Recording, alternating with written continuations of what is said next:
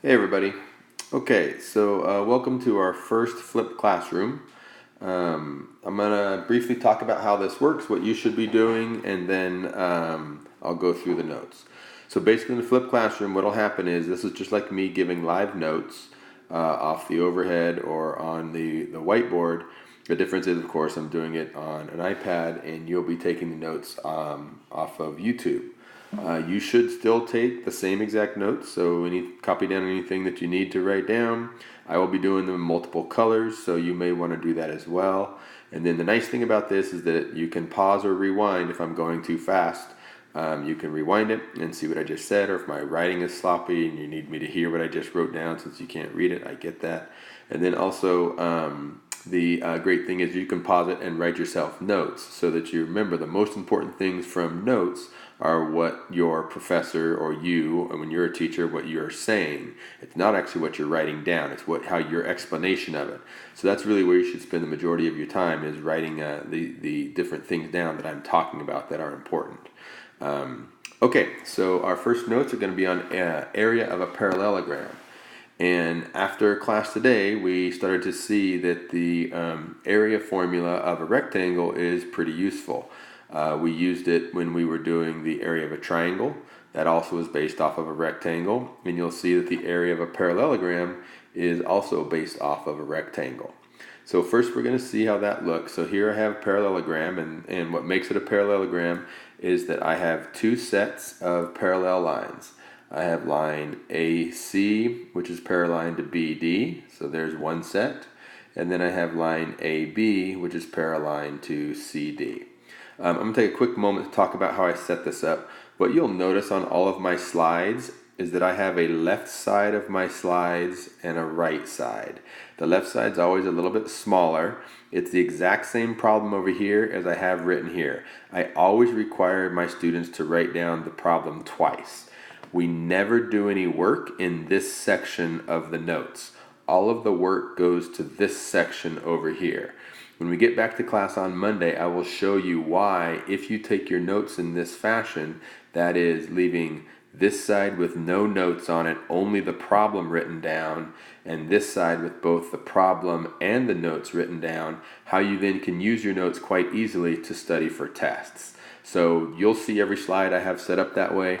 I call it a left side and a right side for obvious reasons, but you'll see I never write anything over here. All of my notes are going to go on this side of it. Okay, so again, this is a parallelogram because again I have this line parallel to this one and this line parallel to this one. So what we're going to do on this parallelogram is I'm going to try and manipulate it a little bit so that I can use the area of a rectangle formula. This is not a rectangle. It's not a rectangle because in order for it to be a rectangle, I need to have right angles. These are clearly not right angles. But what I can do is I could take this piece right here and cut it going straight up like that. And then this piece right here, I can, if I cut that, I could move it over to this side.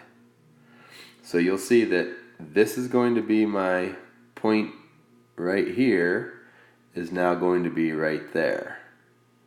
And this point right here is going to be on this side. And then of course this green point down here is going to be down there at the bottom. So what I'm going to do is I'm going to take this green section and I'm going to move it over here like that. Now I've taken my green triangle that I started with here and I've just moved it over to this section here. So now if this is gone, then what I can do is I see that my new shape is right like that. And what we notice is this shape here makes a nice rectangle.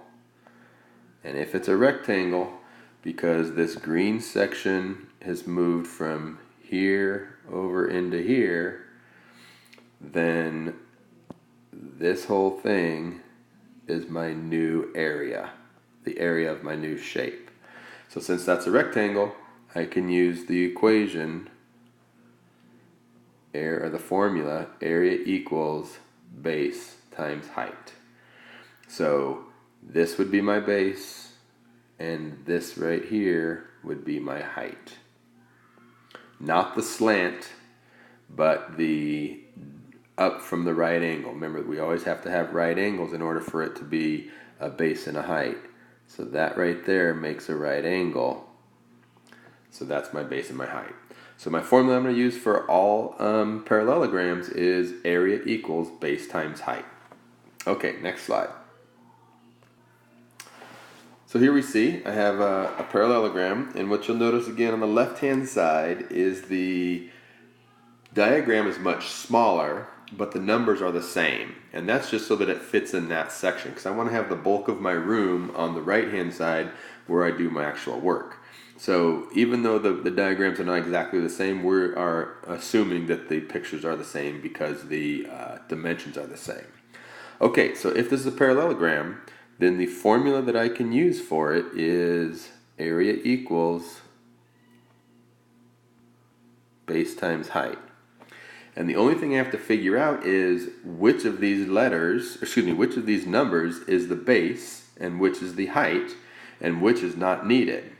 So if we think about to our triangle work that we did yesterday, some slant heights aren't needed because they have to be right angles. So what I'm going to look at here is, where is my right angle formed? Well, I didn't actually put it in there. I probably should have. The right angle must be notated like that. So this line here is making a right angle with this line here. And that identifies where my base and my height are. Since the right angle is not touching this line right here, that means that this number is not needed. It's not part of my formula. I'm only going to use the two parts of the line that make up the right angle. So that means I'm going to use this side, and I'm also going to use this side. So if my base then, if I'm looking at it, well, my base must be the 9. So I put that inside my parentheses, although I don't know why I'm using the fat highlighter. And then my height must then be the 4. Sorry about that, 4. And so then I just multiply those, and area equals 9 times 4, so area equals 36. So that means that the area of this parallelogram right here is 36 units, whatever my units might have been, inches, feet, whatever, 36 units. Okay, let's take a look at the next one. Okay, so here we have another one. Again, the left-hand shape here might be drawn a little bit smaller or not quite as exact as this one over here, but the dimensions are the same. So that's 20, and that's 20, 12, and 12, 8, and 8. So even though they're drawn slightly different, it doesn't matter. Okay, and then we need to, once again, figure out where our base and our height. Well, again, all I care about to find the base and the height is right angles. And what I see here is that this is making a right angle with this right here.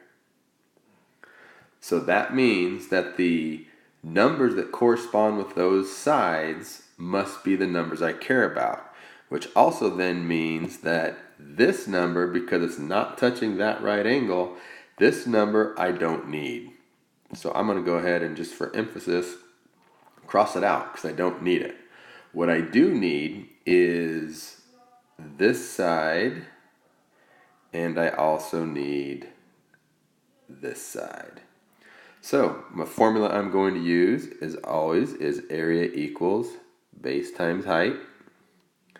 And my base for this one looks like it's the green section up here, but I notice I don't have a number up there where that right angle is. But because these are parallelograms, this side is the same as this side down here. And since I do have the 8 there, then I know that the base must be 8. And the height is right over here, 12. And 8 times 12 is equal to 96, again, units. So what I just found is this parallelogram right here is 96 units. What's not included in this area is that black triangle just to the right of my parallelogram. That triangle over there, just like the triangles we were working with yesterday, that triangle is just so that I can find my base and my height, the right angle. So the area of this is 96 degrees, or 96 units. And that excludes this section right here. Okay? Okay, so that's the notes for tonight. Just 3 problems. Well, one was an example, explanation, and then 2 examples. But they're all done pretty much that same way. Okay, go ahead and take the notes. Write anything extra that you need, and then those are the notes for this part of the book.